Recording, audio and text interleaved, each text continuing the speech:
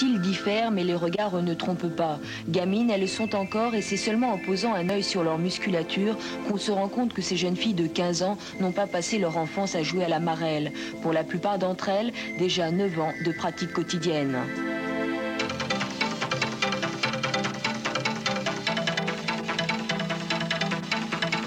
La gymnastique se démarre en sortant de la maternelle. C'est là que médecins et entraîneurs jettent un œil tout particulier sur les gymnastes et leur entourage. Dans les moyens les plus simples, voir les parents déjà, il n'y a pas de secret. Si les parents sont petits, les enfants ne seront sans doute pas très grands. Et puis il y a des tests notamment au niveau de la maturation osseuse, au niveau du poignet, au niveau du coude, qui peuvent vous donner une petite chance dans le pronostic de l'évolution notamment de la taille.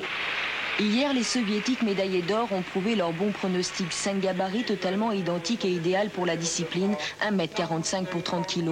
Chez les Françaises secondes, pas de morphologie type. La raison est simple, on n'a souvent pas le choix. Les entraîneurs travaillent sur un échantillon réduit comparé aux pays de l'Est. Il est certain qu'en Union soviétique, les écoles d'Union soviétique dans tous les États peuvent avoir 200 à 300 gymnastes de ce gabarit qui n'ont peut-être pas le même talent, mais enfin le même potentiel.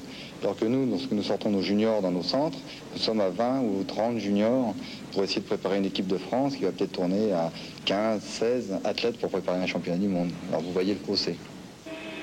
La différence entre françaises et soviétiques fut hier flagrante. Sur la grecque, on qualifie de vérité la poutre. 10 cm de large pour tout le monde, 10 cm que les Françaises ont dompté parfois avec difficulté en multipliant les hésitations aux réceptions. Côté soviétique, la particularité de la Grèce semble oubliée. Les acrobaties et souplesses s'enchaînent, pas le moindre déséquilibre. À 15 ans, elle frôle la perfection et impressionne les deux meilleures Françaises, Carole Micheli et Karine Mermet. Ils font beaucoup de nouveautés. Ils ont une très bonne technique aussi. Toute la technique de base est parfaite. Et pourquoi elles sont meilleures que vous? Je sais pas. Ça, c'est très dur à répondre. On n'a jamais réussi à savoir pourquoi. Le secret peut-être, dès l'âge de 15 ans, les soviétiques apprennent au risque parfois de ne pas les maîtriser des figures totalement inédites à leurs élèves. Hier, Svetlana Koslova a tenté une triple rotation en sortie de barre. Un apprentissage douloureux et précoce, car en gymnastique le temps presse. À 15 ans, elles savent déjà que l'essentiel du travail a été effectué.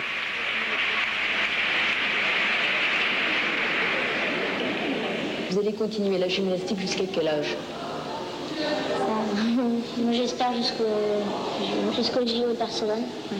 On est retraité en gymnastique à quel âge? Vers 18-19 ans.